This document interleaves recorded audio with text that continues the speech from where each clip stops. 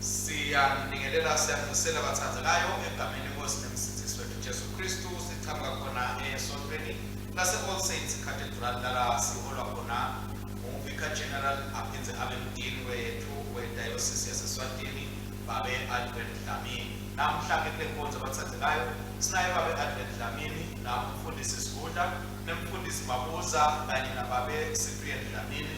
Lesitawude hola silethele le nkonzo siyethemba ukuthi nidayithokotela lebathandekayo ngoba nje ilishumi nakunye iyo inyanga ye-20 kulisonto lemashumi lamabili nesihlanu emva kwaPentecost lephindze belisonto lemashumi lamathathu nathathu eminyakeni leke bazalwane sekukhomba khona ngokuthi sesiya ekuphetheni ngoba evikini lelitako sitawubesela lisonto lemashumi lamathathu nakune leliphindze futhi belisonto lala simemetela khona ukhosi baKristu.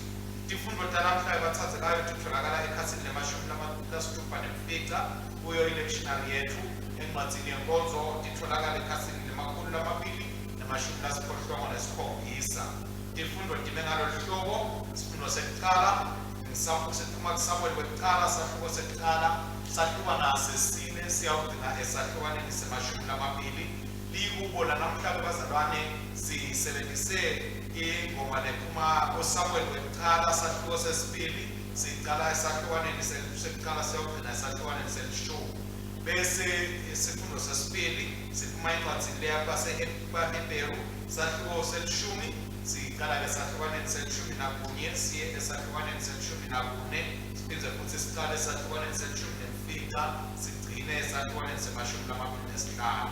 Ivangeli ke ngekulandzisa kwamakholondwele sahluko selishumi nakuthathu siqala silekuqala siyawugcina esahlukaneni sesiphohlongo.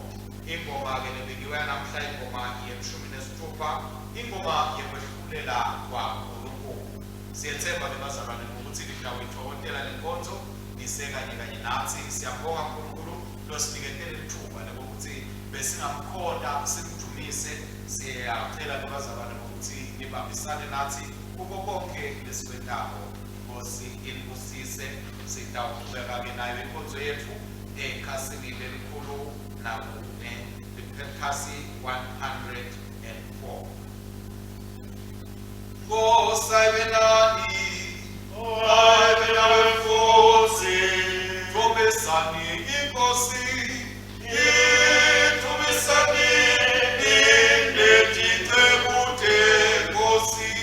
akabonga uNkulunkulu esenebotsana namoya longcwele alibonga ligama lakhe nyalo nanini. Adunyiswe uNkulunkulu losezulwini uvele kuthula lelozana bongobantu Nkosi uNkulunkulu Nkosi yasezulwini.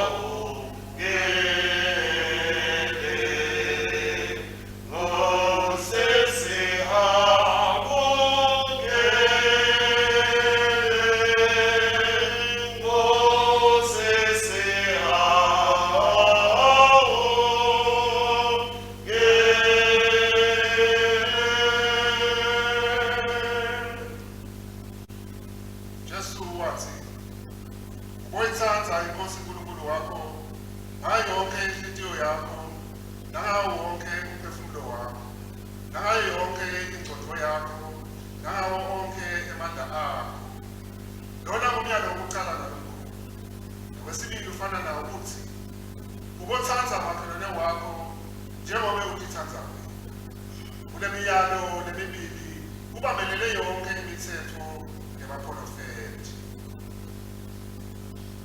Bazalwane, asivume intono lethu sitimisele nokuqinisekile ukugcina imithetho kaNkulunkulu, siphile ngokuthando nangokuthula nabo bonke babo.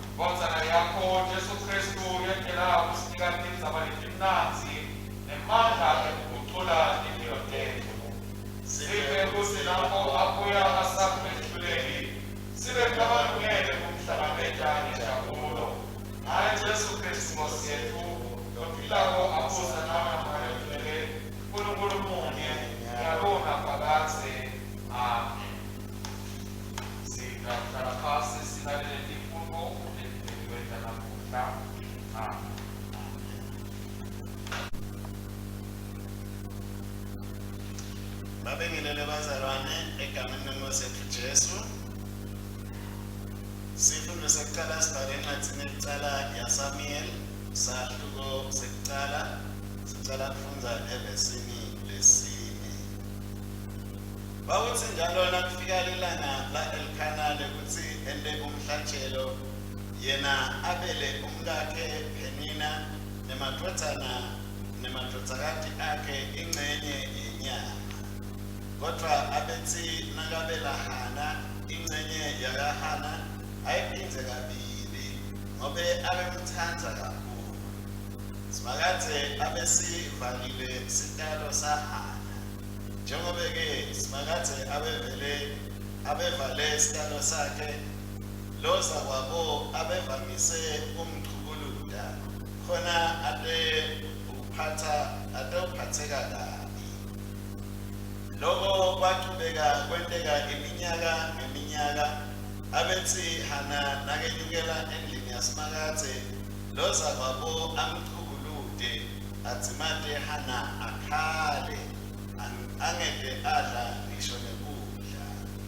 Elkana indoda yakhe abekhuluma kuye athi, Hana, ukhalelani? Awudli ngani? Ukhathatekele? Mine angingcono yini kakhulu kuwe kunemadodana lalishumi? Ngalesinye isikhathi bathi kube baqede kudla sekudla nekunatha eShilo, Hana wasukuma. Eli umpristi abehleti esihlalweni eceleni kwemnyango welithempeli lasimakathe ngenxa yobuhlungu ngekukhathatheka kwakhe emphefumulweni. Hana wakhala kakhulu wathandaza kusimakathe. Wenda sethembiso wathi, awu simakathe Somandla, na ungamane ubukisise lusizi lwencekukadi yakho, umkhumbule, ungayikhohlwa incekukadi yakho, kodwa inceku yakade yakho uyiphe indodzana. Leyo ndodzana ngiyakuyinikela ngayo kusimakathe tonke tinsuku tekuphila kwayo, ngiyobade insingo leyawuthinza inhloko yayo. Asaqhubeka athandaza kusimakathe, eli wawunaka umlomo wakhe.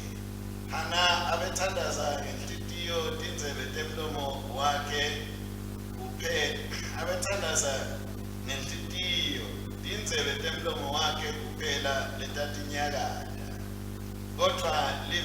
lalingevakali. Eli wathi manje wacabanga ukuthi lo mfati udzakile. Wase ukhuluma kuye uthi utawuqhubeka uhlala udzakiwe kuze kube nini. Yekela lelwayini lakho. Kodwa Hana waphendula wathi, cha Nkosi yami, angikadzakwa. Ngingumfati loselusizini lolukhulu. Angase ngilinathe lwayini noma etshwala. Bengisathulula inhliziyo yami kuSimakade. Incekati yakho ungayithathi njengemfati lomubi. Konke lokhu bengithandaziswa buhlungu benhliziyo yami nelusizi lolukhulu. Eli waphendula wathi, hamba ngekuthula, shangathi uNkulunkulu wema-Israyeli angakupha lokho lokucele kuye. Hana wathi, shangathi incekati yakho ingemukeleka emehlweni akho.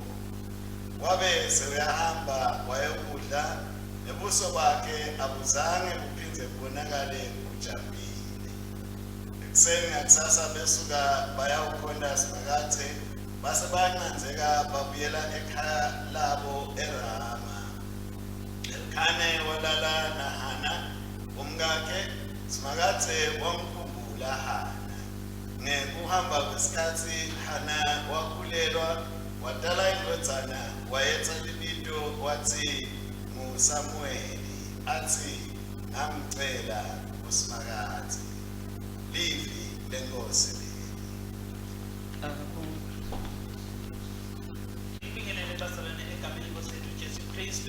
Amen.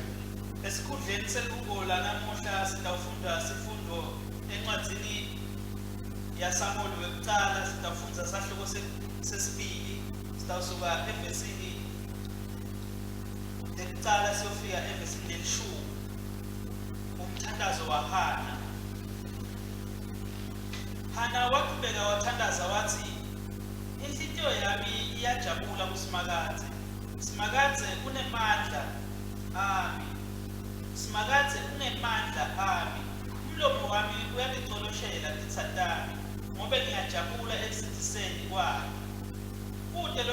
Kude londwele njengaSimakade, kude nalomunye ngaphandle kwakho, kude lidwala leli njengaNkulunkulu wethu.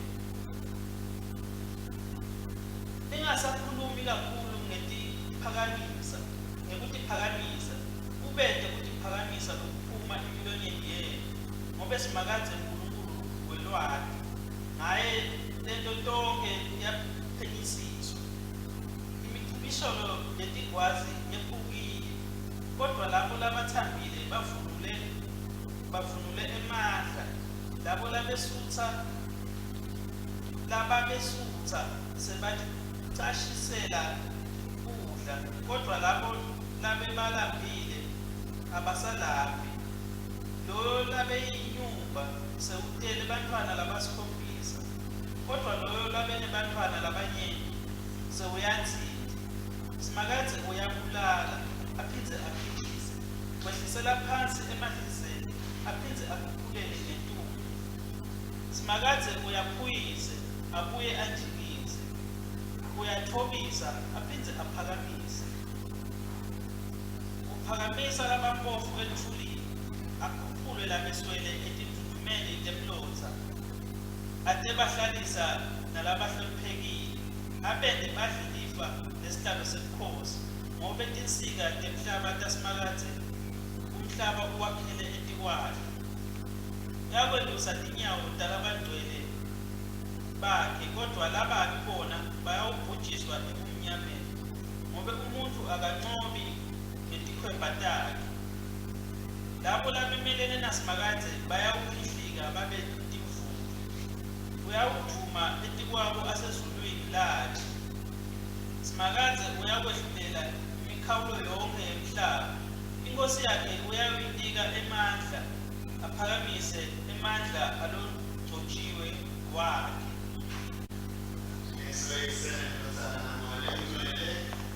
njengoba njalo ekuqaleni kusenjalo nanyalo kuyoba njalo kude kube nini nanini. Amen. Siyanibusela bazalwane egameni lenkosi yethu Jesu. Sifundo sesibili sitholakala encwadzini yeMahebheru sahluko selishumi. Sifunda kusukela evesini lelishumi nakunye. Sike siyokuma evesini lemashumi lamabili nesihlanu. Wonke umpristi uma njalo nje aphinzaphinze inkonzo yakhe anikele ngayo yona leyo mihlatshelo lengadisusi tolo. Kodwa kwathi Kristu nasekanikele kwaba kanye wenela ngemihlatshelo munye wetono wase uhlala ngasekudla saNkulunkulu lapho asathethi khona amele ukuthi titsa takhe tize tifakwe ngaphasi kwetinyawo takhe. Ngobe ngamnikelo munye ubahlande bonke wabenta baphelela kuze kube phakathi. Ngakho-ke bazalwane, ingadi yaJesu isikhululile ukuthi singangena ngesibinzi endzaweni lengcwelengcwele. Lendlela lese sivulelwe yona yinsha futhi iyaphila, idzabula sihenqo iphumele ngale kwaso. Sona-ke singumtimba waJesu. Ngetulo kwalokho-ke sinempristi lomkhulu lo engamele indlu kaNkulunkulu.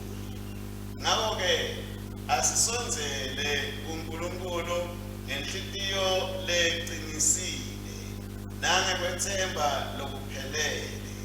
Wekukholwa tinhlitiyo tethu tinyenyetiwe tahlanjululwa kunembeza lomubi, nemitimba yethu igezwe ngemanti lahlobile. Asibambelele kuso sivumo selithemba lethu singangabadi, ngobe yena lowenta lesethembiso wethembekile ekutigcineni tethembiso takhe. Ngakho-ke asinakane sisitane ngekukhutsatana eluthandweni nasemisebentini lemihle. Singakuyekeli kuhlangana ndzawonye njengobe labanye sebamkhuba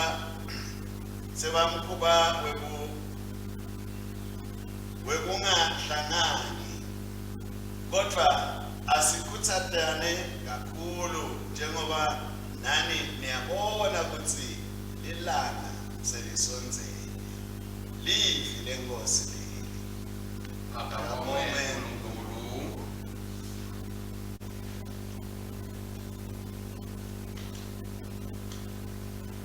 Bazalwane abasukume sisho ingoma yokwahlulela kwaNkulunkulu yasekhasini 355 incwadzini yemthakathi.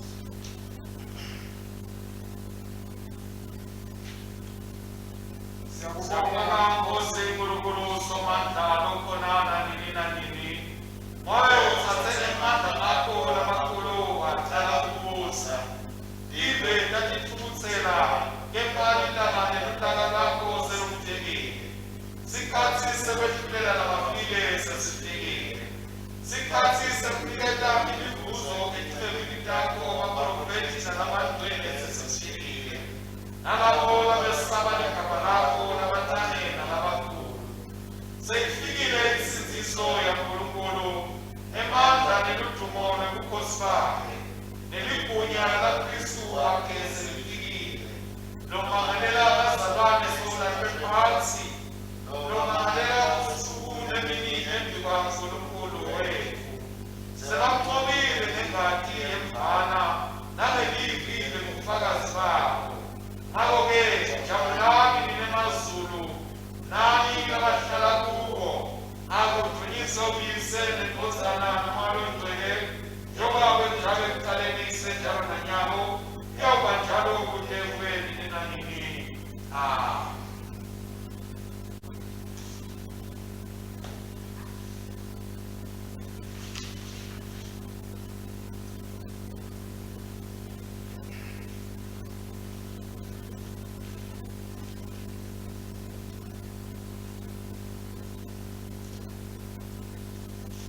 Inkosi abe nani.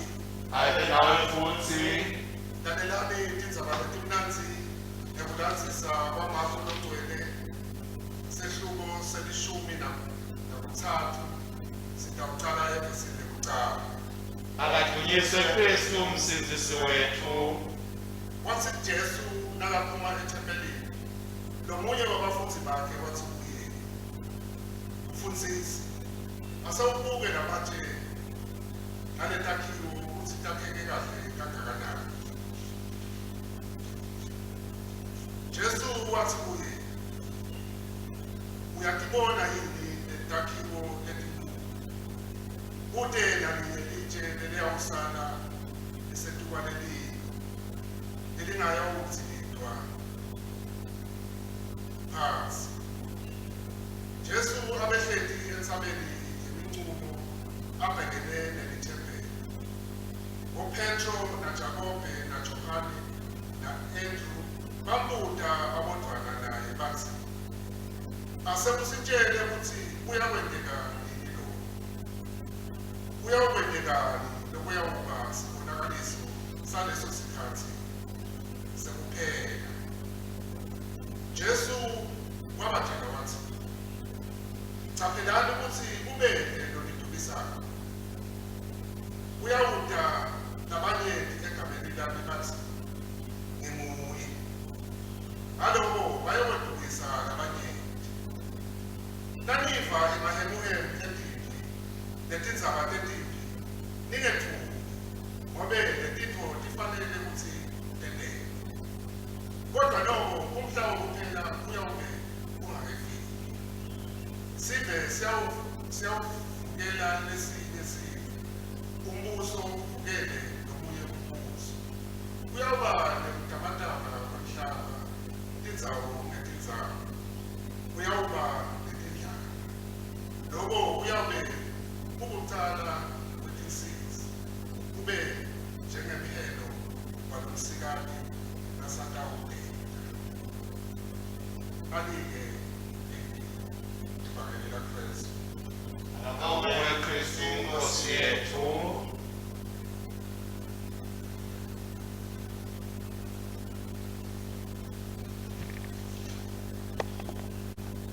Siqinise ukukholwa kwethu ngokuvuma lona lolukholo lesingalo ekhasini 108 sigaba 24. Siyakholwa kuNkulunkulu munye, Isesomandla, umethwele sulumenta, newakokobela okubonakalako nalokungabonakali. Siyakholwa kuye Nkosi yinye, Jesu Kristu, iNkosana eleleuthako Nkulunkulu, ivela kuyise kwetikhathi tonke. INkulunkulu ivela kuNkulunkulu, iNkulunkulu ivela kuwo khanya. INkulunkulu ivela kuNkulunkulu leyavela yingenziwa. Sethu sayo sinye neseyise lokwenziwa ngayo konke. Ezulwini ngethuselano kangekusisithisa.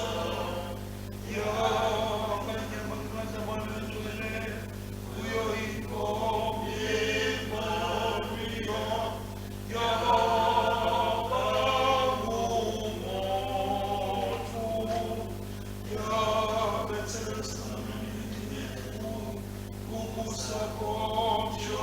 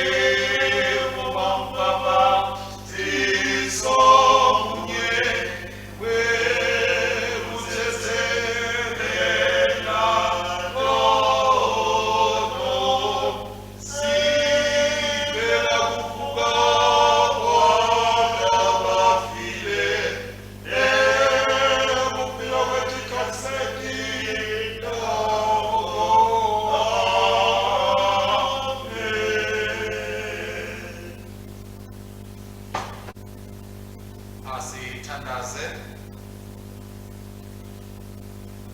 Mawethu lokugcwele losomandla siyabonga siyabudisa amandla onke. Sibonga mawethu lokugcwele ukubona usonzela kuphela konyaka. Le usolo uhamba nathi ugijima nathi amandla onke usipha amandla. Namhlanje wethu sisonzela kuwe sibonga ngalo leli lakho. Lengamadodana asithokozisako leli kuphila leli kukhanya leli sibaba sikhuleka ke mawethu lokugcwele sesikhona emhlabeni bakho kwangathi babe ngokusebenzisana lakho ukuthola impilo yethu ukuthi phakamise impilo yethu nekusipha amandla Nkosi alendlela lesolo sihleli kuyo bekufanele siphokophele kuyo kude kukhale impilo yethu ke mawethu lokugcwele emaveni wami nako kusidla abantu impilo yethu kwemukeleke kuwe Jehova njalo lethu laphakade naye Jesu Kristu umpheli wethu lokho nabo kusakanye nawe namake ukholeni uNkulunkulu kunye phakade naphakade amen bandla nahlala phansi siyabonga ke uNkulunkulu bathandzekayo losinikele ithuba ukuthi namuhla besingaqhubeka sihlale phansi silahlatiye livi lakhe lasinikete lona kulisonto ke lemashumi lamabili nesihlanu emva kwaPentecost siyakhumbula izifundo zethu sekuqala siphume kuSamuel wekuqala sahluko sekuqala ihubo lethu namhla sisebenzise Samuel wekuqala sahluko sesibili sasesithola isifundo sesibili lesiphuma kwincwadi leya kibo maHebheru sahluko seshumi sagcina ke ngelivangeli ngeplatsisa kwamakholomveli sahluko seshumi nesithathu sihloko ke bazalwane sanamuhla sihloko lesithi manje ulungiselela usuku lwaKristu ulungiselela usuku lwaKristu evikini leliphelileke bathandzekayo sitawukhumbula mhlawumbe ikakhulu kulabo labebakasebenzisa izifundo ta-All Saints labebasebenzisa izifundo lebetiqhubeka ngokuthi besiqhubeka nendzaba yethu lephathathathu le ikhuluma ngekuguqulwa kwempilo lokwendekako umuntu nakaNkulunkulu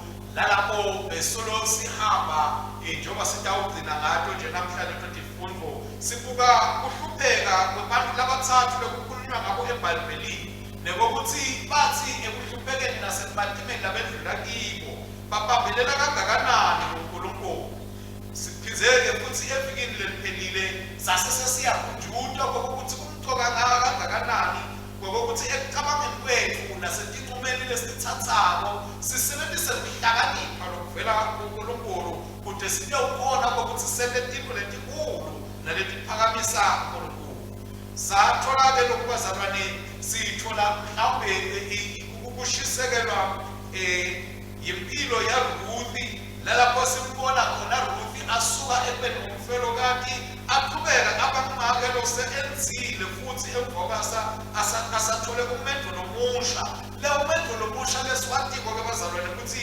kwamvetela into letinkulu ngoba kulowo mendo kwakhona ukuthi ashade naBoaz bathole umfana nabapita lethi Obedi lesatiwe ngokuthi wahamba wadine ashada adala indvodzana lekwathiwa uJese indvodzana leJese ke bazalwane yabe sesiyathola-ke nanayo indvodzana lenguDavide lesimatiko-ke kakhulu uDavide ngokuthi uwandlulela intalelwane yaJesu Kristu ngoba uma ulandzela luhla lomntaba uyahamba uzofika kuJosefa ubone siJosefa abe intalelwane yaDavide lebeka intalelwane yaJese lebeka intalelwane yaObedi ayintalelwane yaBoaz lokusho ukuthi ke bazalwane Ruthi kwaba khona umsebenzi la usebentako kathaloko mhlambe abebukeleke phasa umfelokati nasibuka kulendzawo lethu siyabona avela naye angilomunye lempilo leyedlula size sifike lapho sithola khona kutalelwa umsindisi nekuphila kwakhe Ruthi konke lokhu bazalwane solo sikuvetelwa ngokuthi usilungiselele ngokuthi sikhumbule ukuthi Kristu inkosi uyabuya uyolandza amakoti wakhe nasitithola ke letifundo letithathu letiphathathathu sikhuluma ngayo bazalwane, saqala-ke esifundweni sekuqala sabuka impilo yaJobe, sabuka kuhlupheka kwaJobe nematima Jobe ledlula kibo, nebokuthi-ke wathi Jobe ahamba kuko konke lokhu, ekugcineni kwako konke uNkulunkulu wamenda waba ngonqobile, wamenda waba ngophumelelayo, wampha kweqa lokhu konke bebekalahlekelwe ngiko asasesekuhluphekeni. Lesikubonako-ke lesiqhumako ngokuthi Jobe wahamba amthanza uNkulunkulu, ngisho ubukhuni bempilo sebufikile, kodwa wamthanza uNkulunkulu, wamkhonza uNkulunkulu, futhi wamsebentela uNkulunkulu ngekuphila kwakhe. Siqhubeka sibona nanaye Ruthi banayo nawo bathandzekayo ngokuthi nanabo bathi basesebulukhunini, basebadimeni, balahlekelwe amadodana, kodwa baqhubeka bahlala uNkulunkulu, bamthanza uNkulunkulu, bamsebentela uNkulunkulu. Yena lowaqhamuka waguqula isimo saRuthi sekwangumfelokati, waphinde futhi wamenda makoti, akazange ahamba ayekela Ruthi endleleni, kodwa sibona Ruthi ukuthi kuko konke kwaba umuntu lonemthando lolukhulu ngama-ke mdala wakhe. Nalapho-ke bazalwane sibona ngokuthi nanaye wahamba waze wathandwa nakuRuthi, ngoba le ndzaba yemthando imqoka, sibona aze athandwa nguBowazi amphetha ukakhe, ngoba le ndzaba yemthando bazalwane imqoka kule ndlela lesihambako, ngoba kufanele ukuthi sathi ukuthi sithandziwe thina, sabitelwa nokuthi futhi sithandze. Siyabona-ke ukuthi atibeka esigabeni sokuthi ngemthanza makendala wakhe aphindze nanaye athole ukuthi asindakale makendala, ambonise emaqhinga labekamtawumsinda ekuthenini aze athole liso laBowazi lwabe sesuyamthatha, uyamthatha, sewuthatha nalomuntu wa-Elkana, umuntu wa-Elimeleki bekusihlobo sakhe lokwakuyindvodza yaNawomi. Kwase sokuthi ngekwenta njalo wase uyathatha, uyabona ukuthi avumeleke ukuthi athathe Ruthi abe ngumkakhe. Namhlanje bazalwane sisesele ndlela yokuthathwa ekuthenini asihlale silungele ukuthi Jesu Kristu uyabuya. Siyakuthathwa ukuthi ukholwa kwethu akube lokubonakalayo, ukholwa kwethu kube lokunento, ukholwa kwethu kube lokunetithelo, ngoba ukubuya kwaKristu kungenteka noma ngabe nini. Sithe-ke masifundza-ke bazalwane indzaba yesithathu kuleti ndzaba lesikhuluma ngayo tekuguqulwa kwesimo semantfu, sithola indzaba yaHana lebekayo kumka-Elkana, enzeke ku-Elkana anazakwabo bangumPhenina. Lesitshelwa-ke bazalwane ngokuthi Hana abengenabo bantwana, kwababuhlungu kuye lokhu, ngoba Phenina wakuthatha wakwenta kwaba yinto yekuhlekisa ngaye, wabukisa ngaye, wamhlambalaza, wena ntonke intimo wamfisa buhlungu. Kodwa njengoba sikhulumile bazalwane, kunendzaba yemthando lemqoka. Sitshela ukuthi Elkana wamthanza Hana, khatha lokhu akubonakala abitwa ngokuthi kuyinyumba, akanayo intalo, kodwa wamthanza Elkana, wambusisa ngezinto letiningi.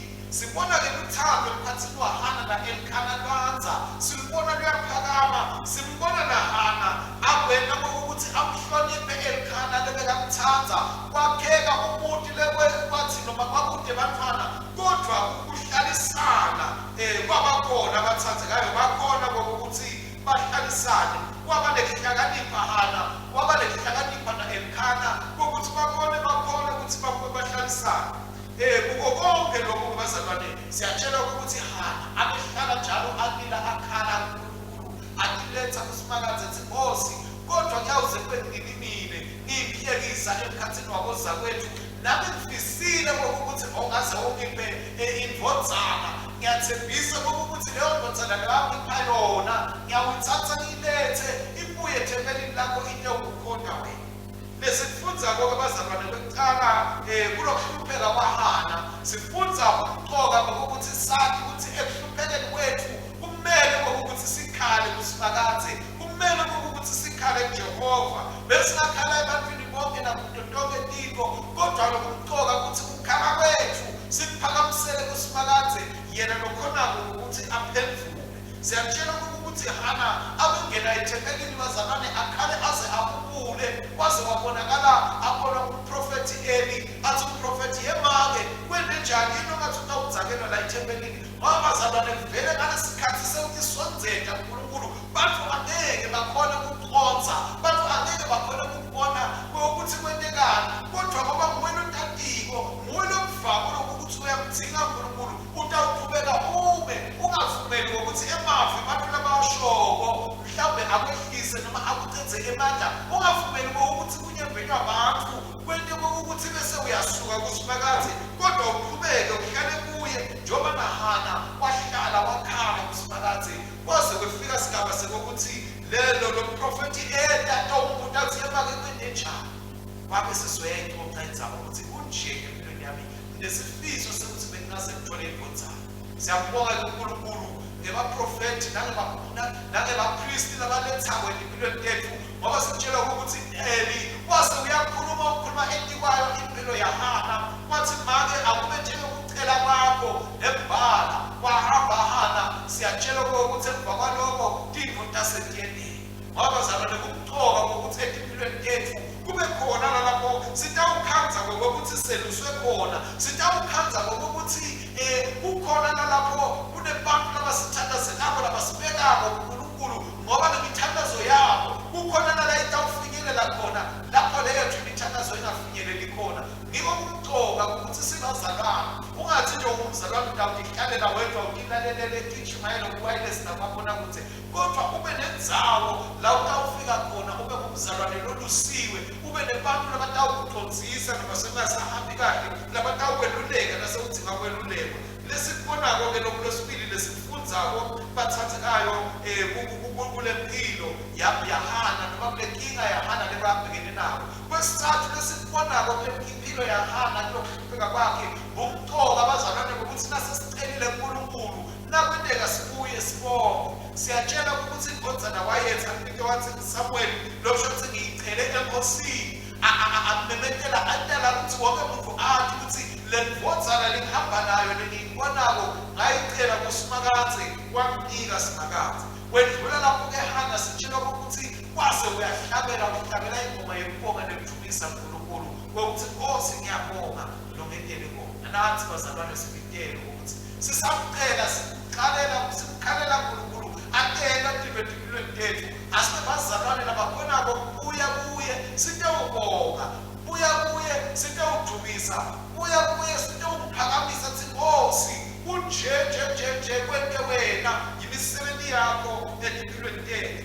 lokunye lasifundisa kona lokho behamba sibuka-ke bathandzekayo sifundo noma lihubo lebekufanele sibe nalo bese sengena yona le ngoma yaHana layihlabela kubonga kuSifakazi kumdumisa uNkulunkulu kokuthi sokungendele lokuhle uNkulunkulu umsusile lalapho bekukhona khona kunganalutho wakenda kaze kaba nendvodzana livike lasifundisa bazalwane ukuthi akagcinanga ngentala Samueli Hana kodwa waqhubeka wadala lamanye bantwana labaningi amadvodzana nebadvodzakati uNkulunkulu wamanzisela njengoba nje sibonile ukuthi nakuJobe uNkulunkulu wamanzisela nakuRuthi uNkulunkulu wamanzisela wamakhela intalelwane yaphakade lembekiwe kuJesu Kristu kunjalo nje bathandzekayo uma sibheka kuNkulunkulu sikhala kuye uyathatha simo lesibonakala singasilutho lesibonakala silusisi lesibonakala sishaqisa asikhumbule uNkulunkulu asiseke sibe simo lesithokotako uma ngabe nje mina nawe sikawuhlala kuye ekubethemba singesabi nokuhlabela nokudumisa nokuphakamisa ukuthi Nkosi uyentile imangaliso empilweni yethu siyendlula-ke bathandzekayo siyekubebetele ngokuthi ingoma yokudumisa ayigcwale enhlitiyweni yethu ingoma yokubonga ayigcwale enhlitiyweni yethu sibuke isifundo sesibili lesiphuma-ke encwadzini le ebhalelwe kumahebheri lalapho sikhunjulwa khona lebe vele sisolo nasemavikini ledlulile sikhunjulwa ukuthi thina sinempristi lomkhulu lovela nabo nathi namuhla siyakhunjulwa ukuthi lo mpristi lomkhulu bathandzekayo nguye losibuselako nguye lomako endzaweni nguye futhi lotholakalako ethempelini lalapho siletha khona kunxusa kwethu siletha khona kukhala kwethu kuNkulunkulu ngathi akube njengoba ukhalile, akube njengoba uthakazile kwenteke empilweni yakho. Siyatshela ukuthi lo mpristi omkhulu loMkristu uletha sibusiswe kwempilo yethu kude ukuthi imithandazo yethu esiletha uNkulunkulu iphenduleke. Lo mpristi omkhulu loMkristu utende waba kuhlatshelo lo wodwa lophelele lowenele ngokuthi thine nawe besinetiwa imidlalifa tembuso kaNkulunkulu sibuyiswe singeniswe kude ukuthi lalapho sikhala khona uNkulunkulu akaboni thine kodwa abone Kristu bese uyaphendula ngoba Kristu uyayihambisa inhliziyo kaNkulunkulu, uyaselula isandla sasifakazi.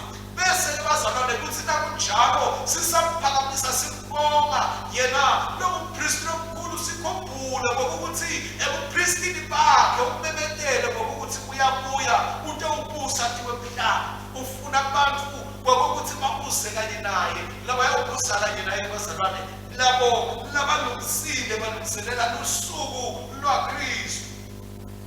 Siyabinjwa ke bazalwane ngokuthi njoba yena asawetile umhlatshelo ngengadi yakhe, wasithenga wasenza saba ingcenye yembuso kaNkulunkulu, asihlalele silombuso, sitinte silombuso, simsebenzele uNkulunkulu silombuso, sisonzele esihlalweni semusa, esihlalweni sebukhosi kaNkulunkulu, sathi ukuthi asesabi lutho ngoba sinemmeli lomkhulu loJesu Kristu.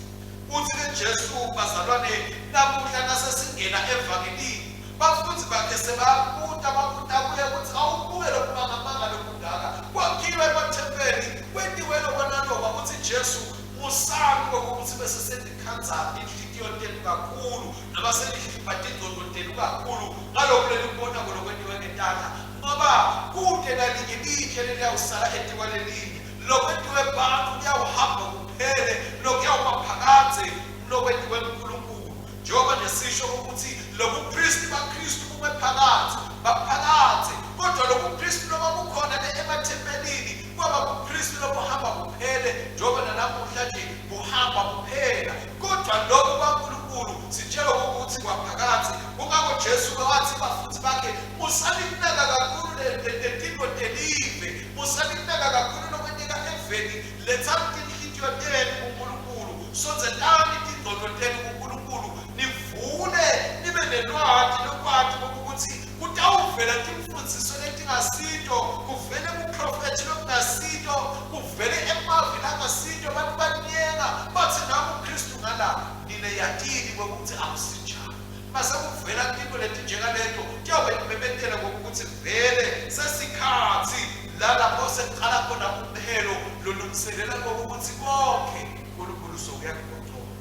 Indzaba ke bazalwane ithi tase agoqoqa uNkulunkulu vele umhlaba uyawunyakadiswa njengoba basho Jesu ukuthi kuyawuba nemahemhemu kanye netimbi nemahemhemu etimbi kuyawuba khona utamatama kwemihlaba kuyawuba khona indlala letinkulu siyatibona tiyenteka letinto bazalwane uthi Jesu asinetfuki sesitibona tiyenteka asathi ukuthi tisho ukuthi umhelo sowuyaqala kubuya kwaKristu sekusedlula indzaba lebazalwane sekuthenini silungele yini ukuthi nakabuya Kristu besingahamba siyomhlangabeza sihlangabezane naye ebafini siyawubusa ingona phakathi njengoba sibona bazalwane kunyakadiswa ngisho live levile lithi liyanyakadiswa ubukhosi buyanyakadiswa konke abantu bayanyakadiswa umnotho uyanyakadiswa ebudlelwane bebantu buyanyakadiswa ngoba kufuna kubonakale lokungiko lokukaNkulunkulu lokunamandla lokuyawuma kude kuze kube sendleleni lokusho ukuthi bazalwane ubuya kwaKristu kwesibili sekusedlula thine fanele thina sibona letinto sikhumbule emaveni kaJesu ukuthi nani kubona lokuselelana ngoba sekuyosho ukuthi sekusedlula uyatonqotha Jesu lebazalwane uyatonqotha usonzele ekuthenini aqoqode konke umuntu lonkulu sisengaqoqoda Jesu ngabe mina nawe siyawuphumelela yini ukuthi singene embusweni wakhe ngoba kwethembisile ngokuthi uyawubuya, wethembisile ngokuthi utawusigcina futhi isithembiso sakhe, wethembekile ngeJesu, lakuthembisile uyawufeza. Asilungiseni bazalwane, silungiseni inhliziyo yethu, silungisele ngokuthi nalifika usuku lwenkosi sitholakale sisegcekeni yalabo labayawubuya bede batawulandwa kuye Jesu ukuthi bayawubusa naye ingona phakathi. Amen. Amen.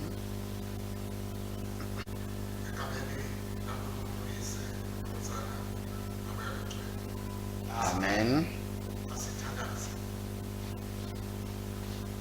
uNkulunkulu thwalalele. Yiva ukhala kwebantu bakho, uphendule imithandazo yalabathembekile bakho. Siphe isibindi sahana kuye ukuthi sijule emthandazweni. Sinesibindi nekuthanda kwakho ungapheli. Siyakubonga babe naMkhulu wethu nokulunga kwakho konke. Siyakudumisa ikakhulu ngesivumelwano sakho osende nathi engadi yenkosi yethu Jesu Kristu. Siphe ukuthi wonke umsebenzi lomuhle esiwendayo uthokozise ilizwe lakho, kube nothando Nkosi nomusa wakho. Yiva ukuthandaza kwethu. Donsa ibandla lakho emhlabeni wonke. Sihlale njalo silungele ukuya kwenkosana yakho ngentokozo. Sihole ukuthi simemethele ngenkhaphungaphu ukuya kwakho kuto tonke tinkhalo temhlaba. Sidonselwe ebukhoneni bakho nobungcwele nekukhuleka konke lesikuphako njengelibandla. Nkosi nomusa wakho. Yiva ukuthandaza kwethu.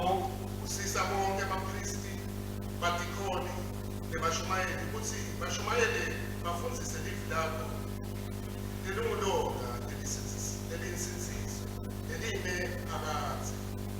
Baphe ungadluleli, kepha ukuthi babe yindlela yokudonsa abantu baNkulunkulu kuya ngemthandazo, uzila nelivi. Yipha ukukholwa bonke labeva namafu ngokuthi Kristu babe nokuthula nokwenza ukuconsa konke. Nkosi nomusa wakho. Yiva ukuthandaza kwethu. Sekela bonke labasemagunyeni, ikakhulu inkosi, indlovukazi, uNankulu, ikhulu, indvuna tembuso, emalunga ephalamende, betemtsetfo nebulungiswa, nabo bonke labanye abasenkundleni emandla nekulawula evela. Baphe nesihawu sakho ukuthi bakhole baphindze batsatse tincumo letingento ngekwentsandvo yakho, bendele kuhle ukukhula nokuphila kwethu. Sisiwe. Nkosi nomusa wakho. Yiva ukuthandaza kwethu.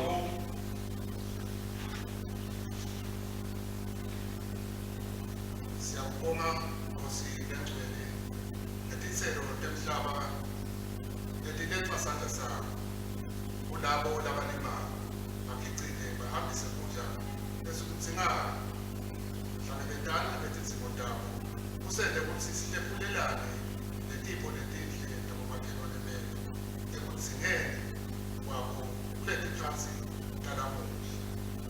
Vikela lokuliliwe emasimini, ubaphe balimi isivuno esibhidzele esitawuletha kwelashwa kwayo imilimo. Nkosi nomusa wakho. Yiva ukuthandaza kwethu. Buka labagulako nalabangakhoni ukutendela nabafako nalabasekudzineni. Chubeka usiphe ukuthi sincome isifo samahazane nato tonke tifo letitsatselwa nako letilindzele kuhlukumeta bantfu bakho ticeze sifo sakho. Chubeka nekusipha ucwaninga lokungiko kute sibe nekwelapheka lokungiko, sivikeleke ngendlela lengiyo. Sithandazela nalabo labalimele, labakhubatekile, labalele etibhedlela, ikakhulu kulesikhathi lapho sesola khona imithi nekudla etibhedlela. Chubeka utsintse tinhliziyo talabo labakhona, kupha ukuthi bente njalo. Hali nabagulako ukuphila Uyamentela inkinga nekuhlupheka kwabo. Nkosi emsawa. Yibathandaza wethu. Nkosi uhlala ukuva ukhala kwabantu bakho. Ungabaxoshi. Sisasonzela esihlalweni sakho sebukhosi semusa. Siphe ukuphenduka nokukholo nokusonzela elathini laKristu lasilemela kubo. Kude kuthi sithole umusa emehlweni akho. Semukeleke umtimba nendadi yakho uJehova. Kude sisinziswe imiphefumulo yethu. Nkosi ngemusa wakho. Yibathandaza wethu. Nkosi lephanako wahamba nabo ude wadududana lapho impilo tabo betigcwele lusizi. Siphe ukukholwa kokuthi sikwethembele ikusasa lapho sibona kude uJehova. Nebumunyu bethu ukhuthule kube yintokozo. Ungakhiciti kwethu kulethe impilo. Siphe lokhu Nkosi nyalo yonke imithandazo yethu kude luthuba lube ngaJesu Kristu indodana yakho inkosi yethu ephila imusa nawe namoya longcwele uNkulunkulu munye nyalo naphakade. Amen. Lalelani emavi emsindisi wethu Jesu Kristu. Nginika umyalo lomusha ngithi thathanani. Njengalokhu nami nginithathile, nani-ke thathanani. Nanithathana kanjalo, bonke bayakunati ukuthi nibafundisi bami. Thula uNkosi abe nathi ngezikhathi zonke. Akwanze.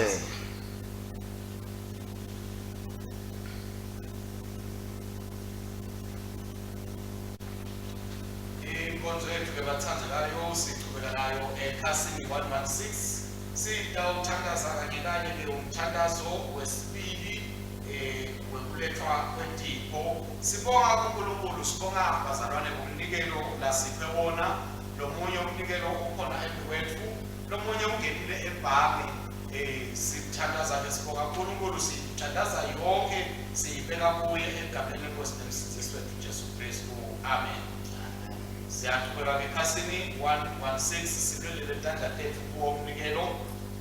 Thobo wekuphila konke izulu nemhlaba kwakho usinike ukubusa ngempilo kwakho konke. Yemukela inselonto imisebenzi yethu lesinikela ngeluthando egameni laJesu Kristu Nkosi yethu. Amen. Uyabongeka Nkosi uNkulunkulu umdali wezinto zonke, ngemsa wakho sinalesinkwa lesinikela ngaso. Sivela emhlabathini sibekwe entandane yabantu, sinakuba sikwase kuphela kithi. Akabongwe, akabongwe, akabongwe Somandla. Uyabongeka Nkosi uNkulunkulu umdali wezinto zonke, ngemsa wakho sinalelwa into esinikela ngalo isicelo semvini nemsebenzi wentandane yabantu. Lida kuba inzebe yesinziso kithi. Akabongwe, akabongwe, akabongwe Somandla. Mthandazo wekuqala wokubonga ekhasini 117. Nkosi ayibenani, ayibenawe futhi, yenyosanithi yotenu siyatenyusela enkosini. Asibonge Inkosi uNkulunkulu wethu, ufanele ulungile kumbongane kumthungisa. Ufanele phela kumsebenzi nenjabulo yethu. Nkosi mabelo sesulwini uNkulunkulu Somandla lonini nanini. Siyakubonga ngetikhathi zonke nasetindzaweni zonke. Ngaye Jesu Kristu indodana yakho yodwa iNkosi yethu. Ngobe ngaye wandala konke ekuqaleni wasenda ngemfanekiso wakho luqobo. Ngaye wasinzisa ekugcineni besono. Namnikela kube adalwe njengemuntu afe esiphambanweni abuye avuke ngenxa yethu. Ngaye wasikhetha saba abantu bakho nawumhlalisa nawe esihlalweni semkhosi ezulwini. Ngaye wathumela moya wakho longcwele elesako. Nyalo ke siyakubonga siyakubonga ngoba namuhla usihlanganisile ndzawonye kulo mkhosi wesitho senkosi kude sivuselelwe emthethweni ekujabuleni nasekutholeni. Ngakho-ke sesihlangane netingilosi netikhulu tato nelibandla lonke lelisezulwini sibabata wena sincoma kukhulu neludumo lwakho siyakudumisa nyalo nanini sithi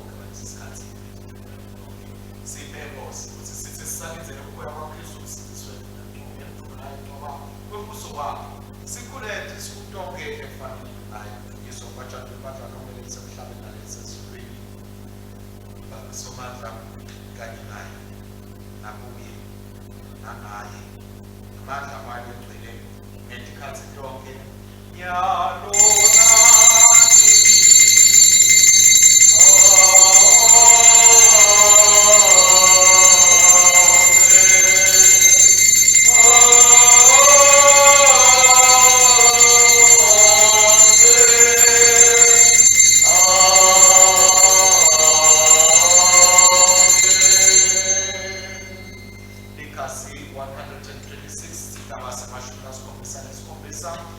Njengalokhu uKristu wasifundzisa sinesibindi sekuthanda sasithi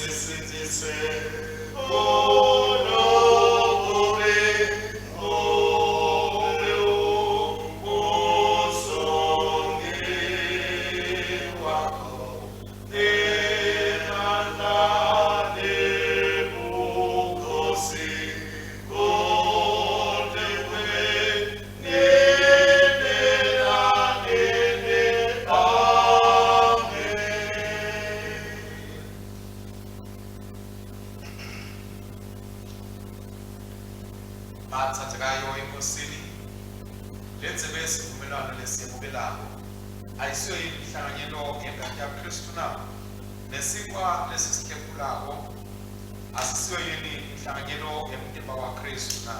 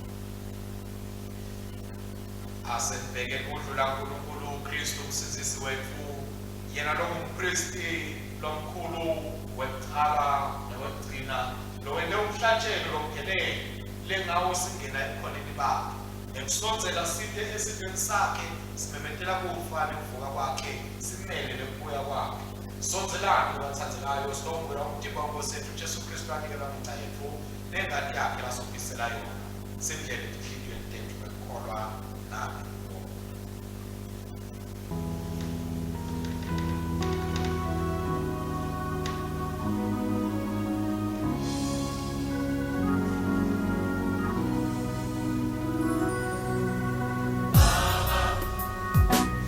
Sifuna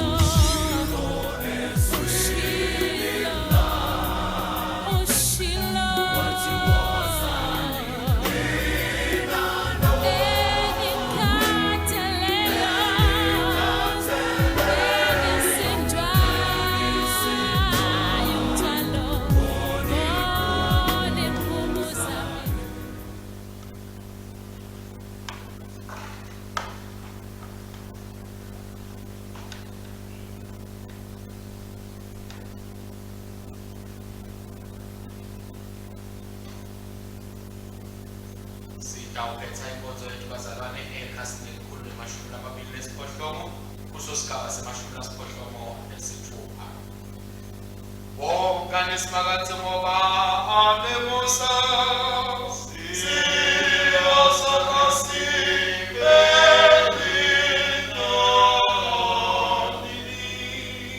simakathe uNkulunkulu unikade amandla onke. Siyabonga kuzikhumbuza nalolu suku ngosiko ukuthi Nkosi yethu Jesu Kristu uyabuya. Kufanele sihlale njalo siphindele ukubuya kwakhe. Sikunokuthi kuko konke ukuhlupheka nekumadima lesedlula kibo, wena unathi Nkosi, futhi ngakho uyasikhumbuza ukuthi uyasithanda bese uyasiphumelelisa, uyasidodlobalelisa.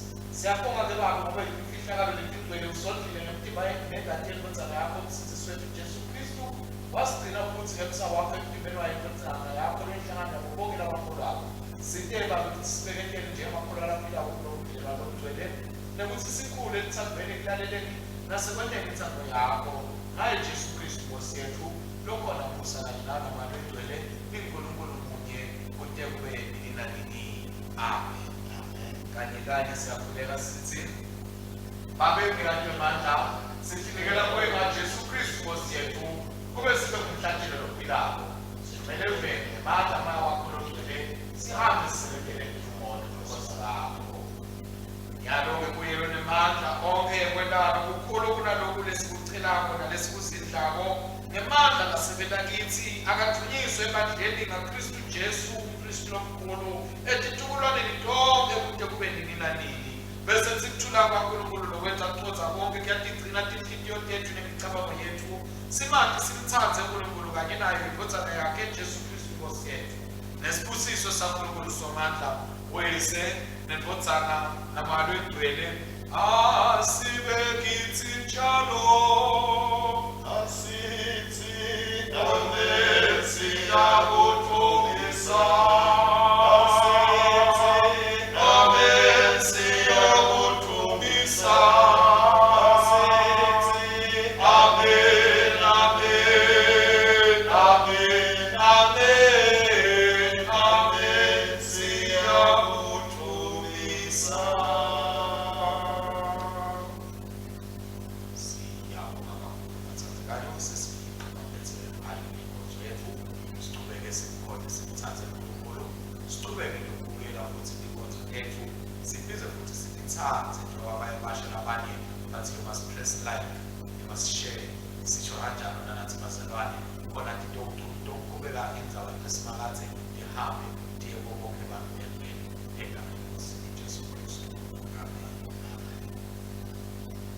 Asalandela abathandekayo, amane ukuthula nothando nosebenela inkosi. Egameni likaKristu. Amen.